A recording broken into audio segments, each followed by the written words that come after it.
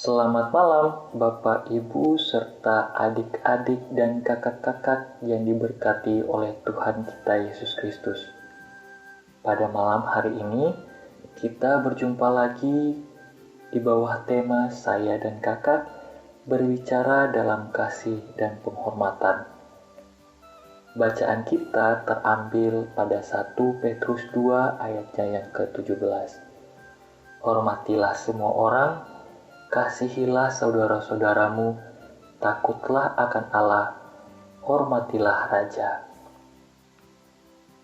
Menyebalkan adalah salah satu kata yang pasti pernah atau sering terbesit di dalam hati seorang adik terhadap kakaknya.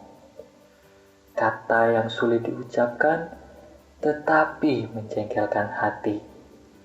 Bagaimana tidak, apabila orang tua meminta kakak mencarikan sesuatu, justru adik yang akan diminta kakak mencarinya. Seakan-akan karena usianya lebih tua, setiap kakak dapat berkuasa atas adik-adiknya.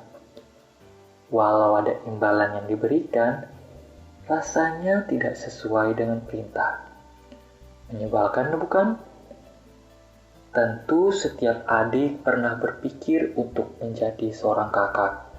Dengan begitu, ia tidak akan diperintah oleh siapapun selain orang tuanya. Surat 1 Petrus ditulis oleh Rasul Petrus. Memang menjadi seorang rasul tidaklah mudah baginya.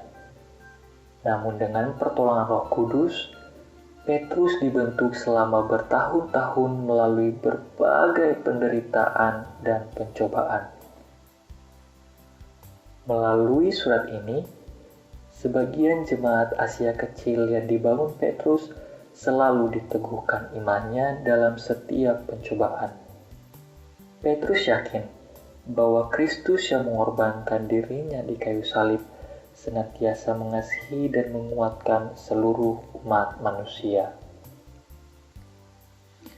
Mengacu dari surat Petrus, Tuhan Maha Pengasih menghendaki relasi adik kakak selalu dalam kasih persaudaraan yang rukun, bukan hubungan yang membawa pertikaian.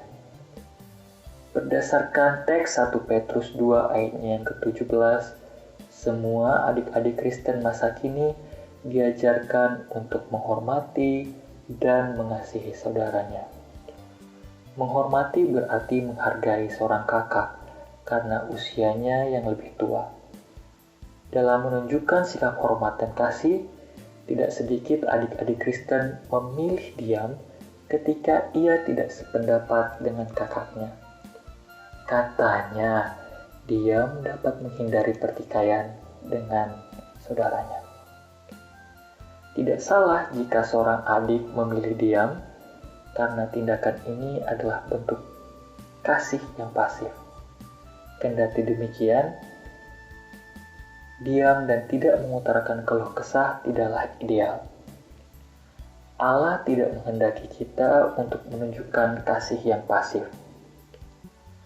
Mengasihi saudara kita bukan berarti tidak boleh mengutarakan pendapat atau keluhan kita.